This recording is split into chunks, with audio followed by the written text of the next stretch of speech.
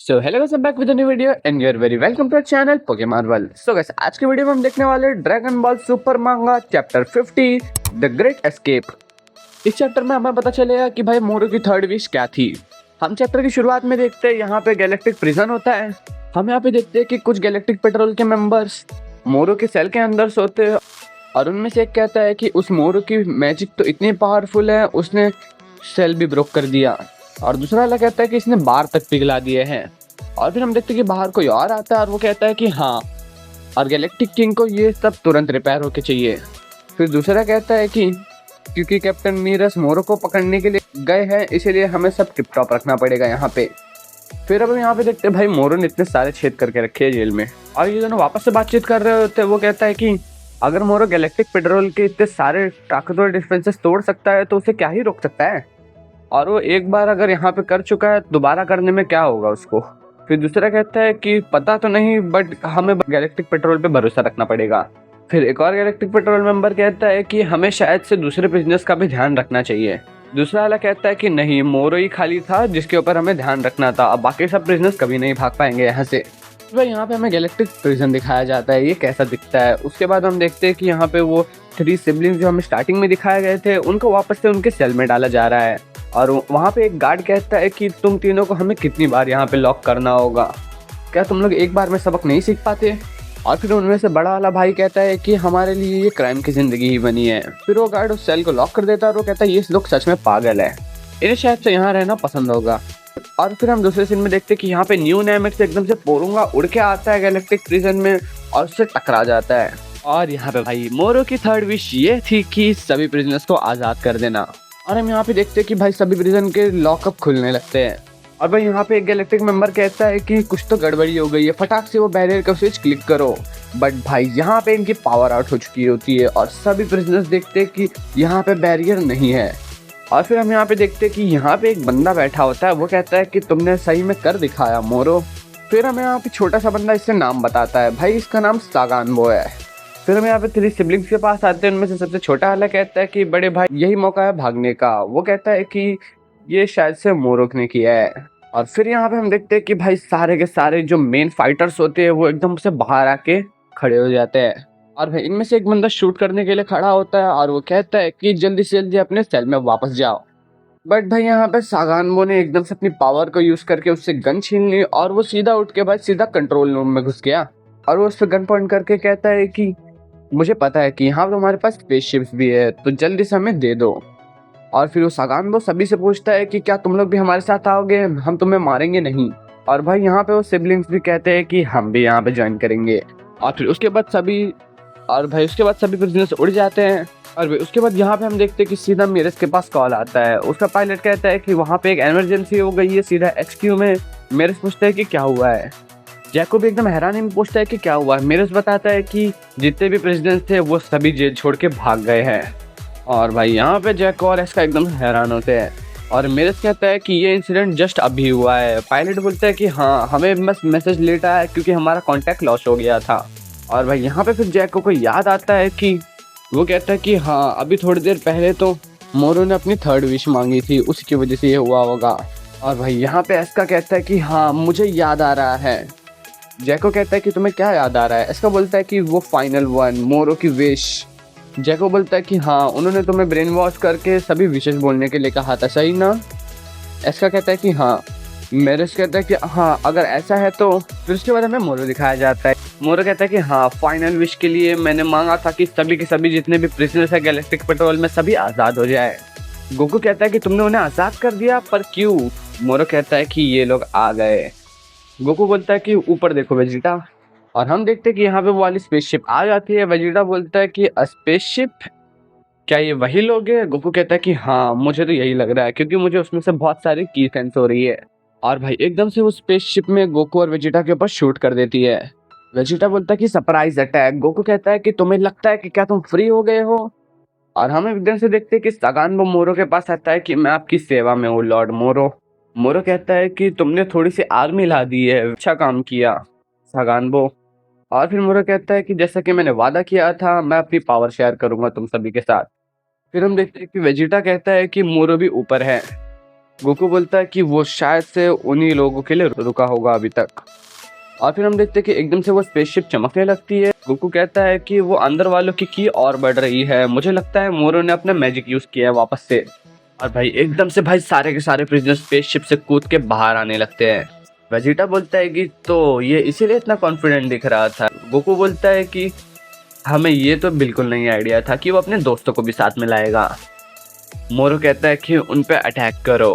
और भाई सभी के सभी प्रिजनर्स एकदम से गोकू और वेजिटा पे झपट पड़ते हैं, और भाई लॉर्ड्स ऑफ लॉर्ड्स के ऊपर भी। और भाई ये लोग एकदम से पावर कर लेते हैं। गोकू कहता है कि अपने ध्यान रखना, ये लोग पावरफुल है।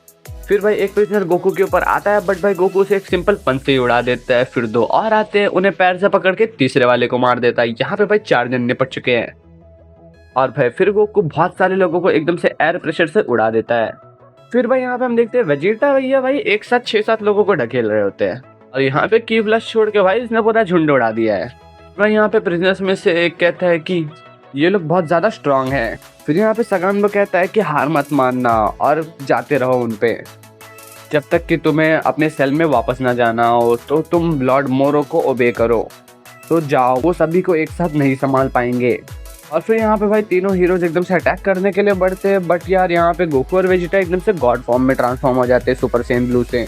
और हम यहाँ पे देखते हैं कि भाई मोरो ने वापस से एनर्जी अब्सॉर्ब करना शुरू कर दिया है, और गोकू एकदम से मोरो की तरफ बढ़ता है। बट यहाँ पे भाई सगान एकदम से बीच में आ जाता है, और गोकू सुपर सैयन 3 में ट्रांसफॉर्म हो जाता है।